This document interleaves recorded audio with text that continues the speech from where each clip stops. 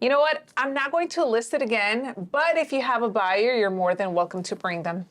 Got it. So you guys are still interested in selling, it sounds like. We are, but we're not going to list it only if you have a buyer. Okay. Now, if I told you I had a buyer, Loida, would you believe me? Well, why are you calling? Well, if your home was on the market, it says here 3 months. Is that accurate? Yeah. If I called you today and told you I had a buyer, wouldn't you be wondering where were you the last 3 months? Yeah, but you know what? I'm just getting so many calls from agents this morning. So I'm telling everyone the same thing. If you have a buyer, then we can talk. But otherwise, I know that you guys all just want a listing. Understood. So it sounds like it's more of like something out of frustration in the process versus just that approach. Yeah, I mean, you agents, I mean, I had my home for sale. A buyer didn't come in, and then now you're all just calling for a listing, telling me, oh, I can get your home sold in 30 days this, and blah, blah, blah, blah. And that's what the last agent told me. So why should I even believe you? That's a great question, Loida. Now, if I wanted to, in my heart of hearts, contact you before, I couldn't. Do you know why? Why? Well, even if I see something wrong or have a suggestion, it is illegal for me to contact you when you're under contract with another agent.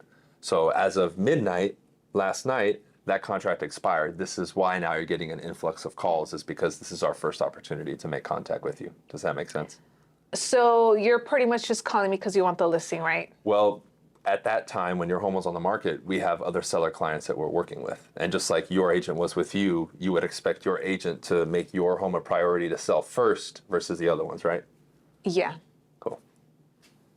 So that's one. So we went farther, right?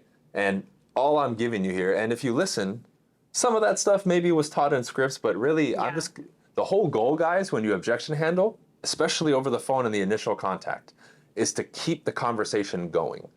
Mm-hmm. That's why when you heard me say, well, it sounds like it's more of a frustration type of thing. Like, I know many of you are going to rewind and try to write every word, and that's fine, right? That's fine in the beginning, but you need to understand the more objective portion of this, the more big macro part of this, which is we just need to keep the conversation alive, right? We get so caught up in what's that one line I'm going to say that's going to get. Yeah. Well, it's not even that, it's how you say it, but it's really just keeping the conversation going, right? And we think like we need this mega answer or whatever it is, but everything I said was objectively true. It's like, well, yeah, I had seller clients I was working with, and of course they're going to be priority, right?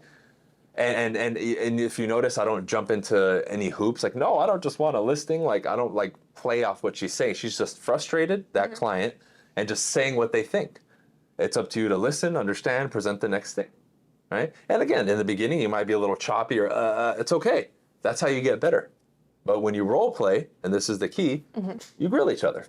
You know, what company are you with? And I don't want to work with you. And all you agents sound the same. All of the hard objections that you're probably going to have a tough time answering, those are the type that you want to role play. That way, when you do get them over the phone, you know exactly what to say. And they come off the tip of your tongue like you already know what's exactly. going on It's just drilling.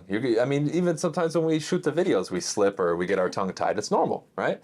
But continue doing it and keep going, because that's really what it's about. So that was, what was the objection again that you said? The objection was, I'm not going to list it, but if you have a buyer, you can bring them. Cool. Now, the approach that I took, if you guys noticed, was a little different. Because why do people say that? Normally it's BS. They'll say, oh, just say that to the seller so you can get your foot in the door. It's BS. So I brought up an opposite perspective. I said, would you believe me? Now, she responded a very different way than most sellers respond to me. Most of them are like, well, yeah, you're right. Like, it would be BS. Because I'll say, well, then why? I should have brought them yesterday when you were still on the market, right? Like, so it kind of breaks the ice a little bit, but it's true, right? Now, the level that I have gotten to, and really what I teach and the core stuff that I teach is more on that level of presenting facts and awareness of the situation, but in an emotional way. So it hits them and they keep the conversation going. So we're never BSing. We're always on point with what we're talking about and pointing out obvious things or real things, but it's delivered in an impactful way, right?